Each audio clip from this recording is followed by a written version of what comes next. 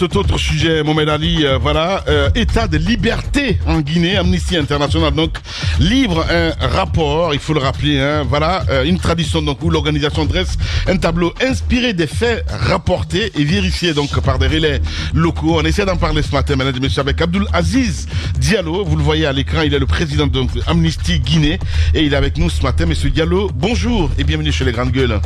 Merci, bonjour à tout le monde. Voilà. On a dit, allez-y Mohamed. Ah oui, bienvenue encore une fois. On s'intéresse justement au rapport que vous avez rendu la semaine dernière sur la situation des droits de l'homme en Guinée notamment. J'ai envie de dire, depuis 2021 jusqu'en 2024, est-ce qu'il y a eu une amélioration ou détérioration des droits de l'homme en Guinée? Bon, je pense qu'il faut mettre le rapport d'abord dans son contexte. Il couvre 155 pays. C'est l'une des plus grandes activités d'Amnesty International de façon globale. Chaque année, on fait l'état des lieux des droits humains à travers le monde. Maintenant, pour ce qui concerne la Guinée, si vous avez parcouru un peu, vous avez vu que ça touche presque à tous les secteurs, et la liberté d'expression, de manifestation, les homicides et notamment le droit à un environnement sain aussi. Donc ça dénote ici la régression de la situation des droits humains en République de Guinée depuis un certain moment, pas seulement en 2022 ou 2023, bien avant, puisque c'est les mêmes questions qui reviennent pratiquement chaque année.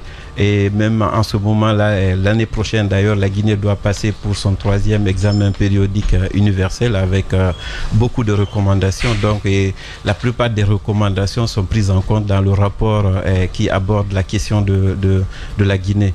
Donc, depuis presque 5 ou 10 ans, les droits humains n'ont pas aussi régressé comme on l'a vu ces derniers temps en République de Guinée. Parce qu'il y a des régimes qui sont beaucoup plus durs qui sont passés, mais la liberté d'expression quand même est toujours restée à son état.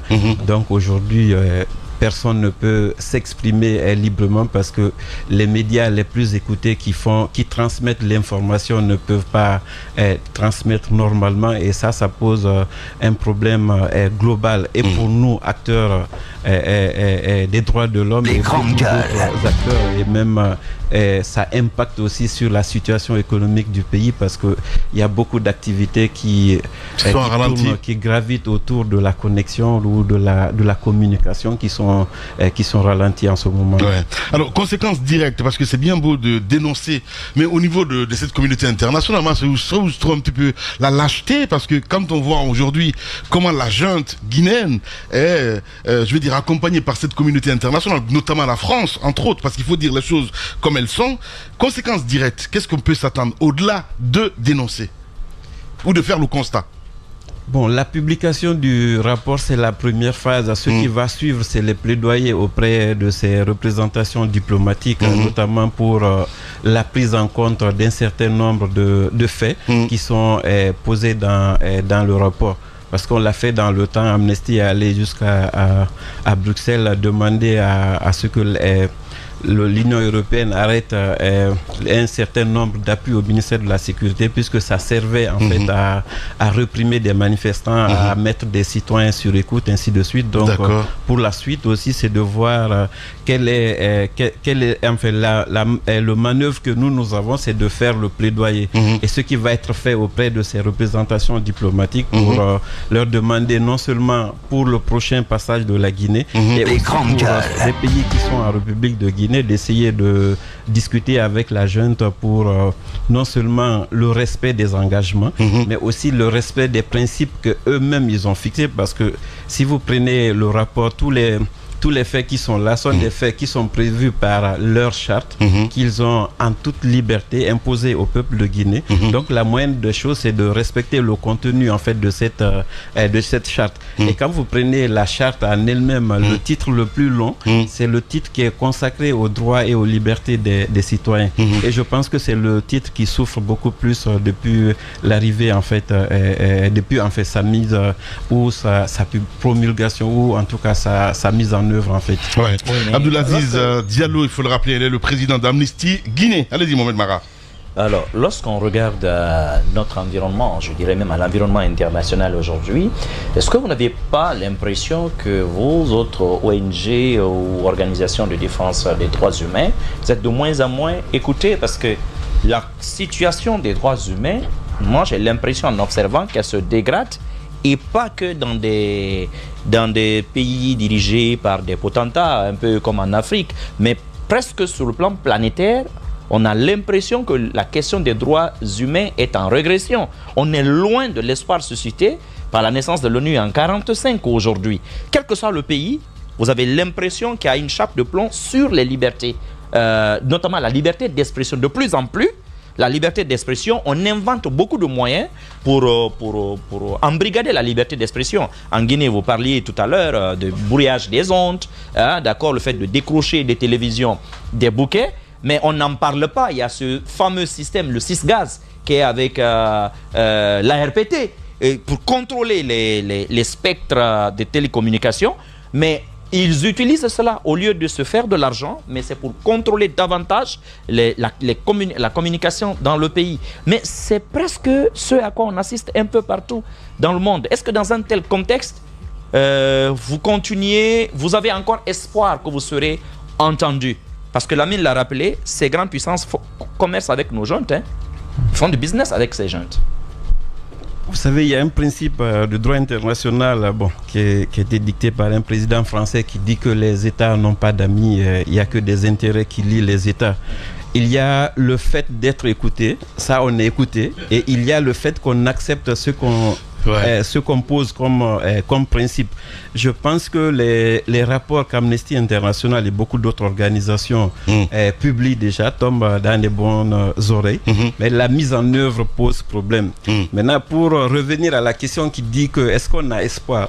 Oui, on a espoir parce qu'il y a des campagnes qu'Amnesty a conduites pendant près de 20 ans et qui ont abouti finalement à des bonnes résolutions.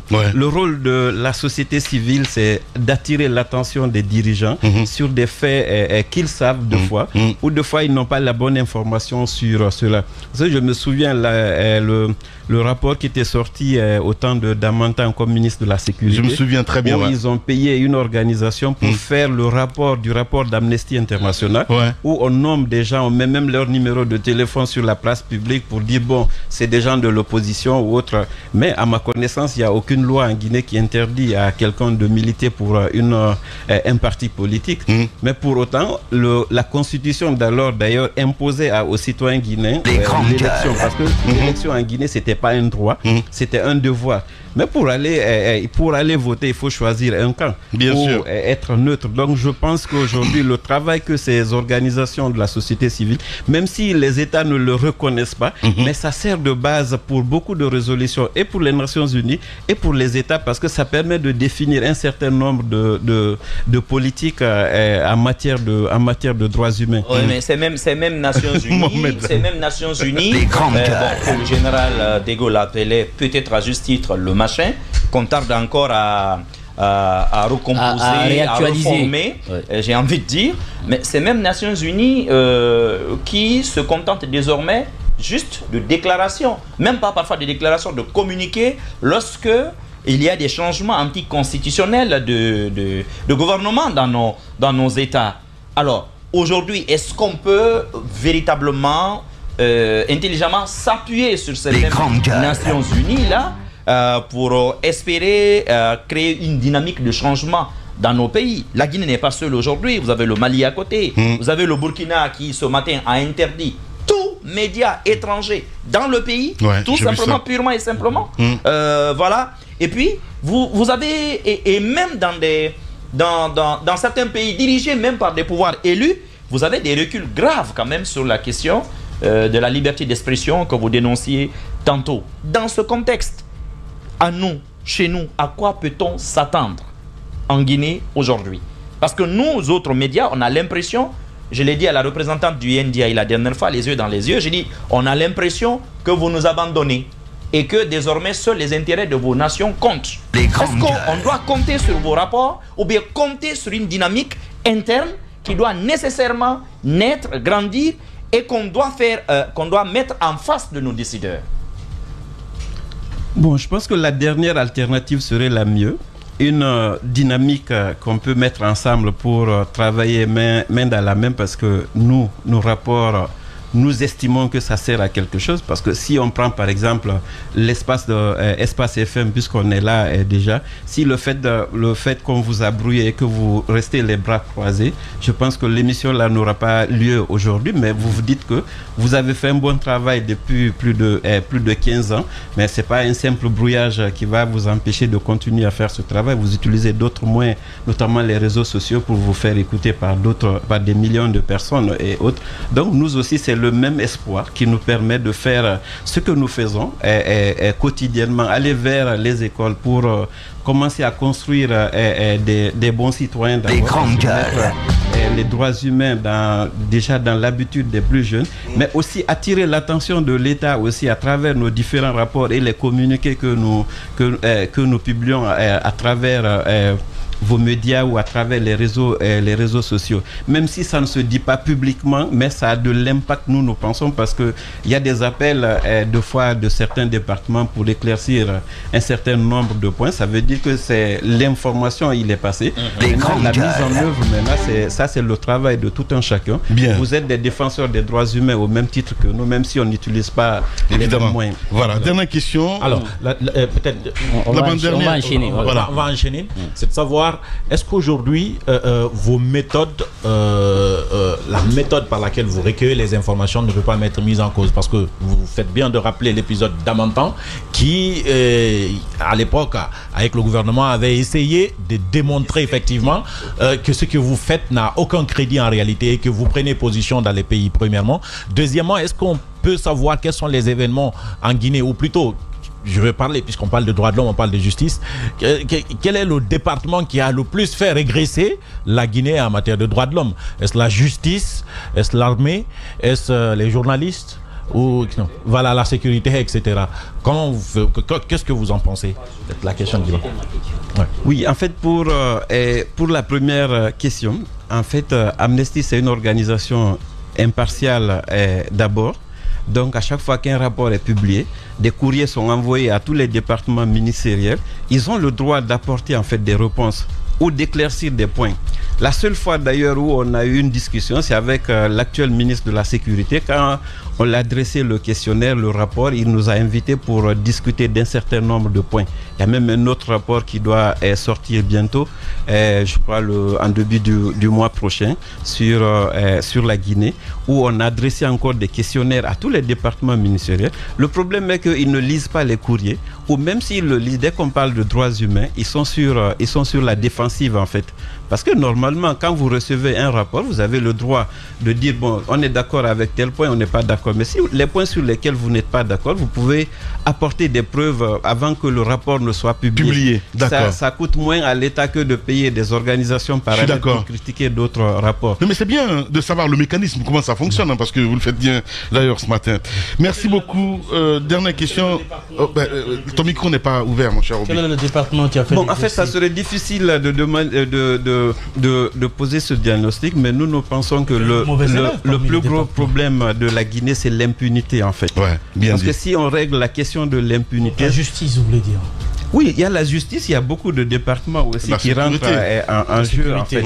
Mais je pense quand même que si on arrivait ne serait-ce qu'à régler à 80 ou 90% l'impunité, ça va nous aider ça va constituer une grande ouverture pour le pays de façon globale en fait. Bien. Abdoulaziz Diallo, merci beaucoup en tout cas d'être passé nous voir ce matin. Je vous rappelle, vous êtes le président donc de Amnesty Guinée. Il était notre invité dans les GG. Dans un instant, on s'intéresse au mur du jour.